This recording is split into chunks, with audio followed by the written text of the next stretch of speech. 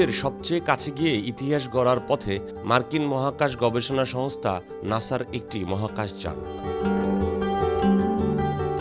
এটি সম্ভব হলে নতুন ইতিহাস গড়বে নাসা। পার্কার সোলার প্রব নামের এই মহাকাশযান সূর্যের বায়ুমণ্ডলের প্রচুর তাপমাত্রা এবং চরম বিকিরণ সহ্য করে অবস্থান করছে সূর্যের খুব কাছাকাছি স্থানে। ব্রিটিশ সংবাদ মাধ্যম বিবিসি বলছে, সূর্যের অনেক কাছের এলাকায় প্রবেশ করায় বেশ কিছুদিন ধরেই যোগাযোগের বাইরে সোলার প্রবটি। আগামী ২৭শে ডিসেম্বর সোলার প্রবটি থেকে একটি সংকেতের প্রত্যাশা করছে বিজ্ঞানীরা।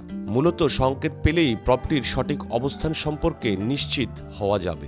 নাসা বলছে, তারা আশা করছে পার্কার সোলার প্রব ইতিহাস গড়ার পথে রয়েছে।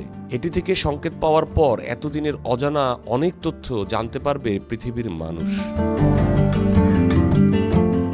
নাসার head of science Nicola Fox বলেন, শতাব্দী ধরে মানুষ সূর্য নিয়ে অধ্যয়ন করছে, কিন্তু একটি জায়গায় বায়ুমণ্ডল অনুভব করা সম্ভব নয় যতক্ষণ না সেখানে যাওয়া যায়। তাই সোলার প্রবটির সংকেতের প্রত্যাশায় আছে।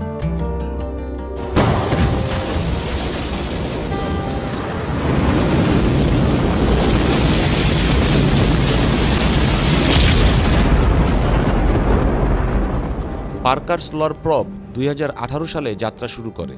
এটি ইতিমধ্যে সূর্যের চারপাশে ২১ বার প্রদক্ষিণ করেছে এবং প্রতিবার আরও কাছাকাছি পৌঁছেছে।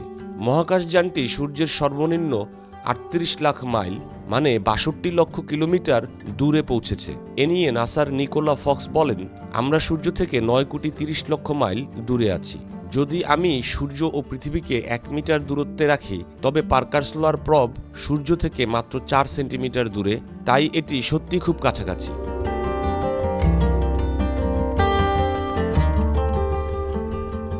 মহাকাশযানটি ১৪০০ ডিগ্রি সেলসিয়াস তাপমাত্রা এবং এর বিকিরণ সহ্য করে, যা এর কিছু যন্ত্রপাতি পুড়িয়ে দিতে পারে। তবে ১১.৫ সেন্টিমিটার মানে ৪.৫ ইঞ্চি পুরো কার্বন মিশ্রিত একটি ঢাল এবং পর্দা একে সুরক্ষা দেবে। এর কৌশল হলো দ্রুত ঢুকে আবার বেরিয়ে আসা। সাধারণত মানুষের বানানো কোনো যন্ত্র এত দ্রুত গতির হয় না। এটি প্রতি ঘন্টায় ৪,৩০,০০০ কিলোমিটার যেতে পারে, অর্থাৎ লন্ডন থেকে নিউ ইয়র্ক যেতে এর সময় লাগবে মাত্র ৩০ সেকেন্ডেরও কম।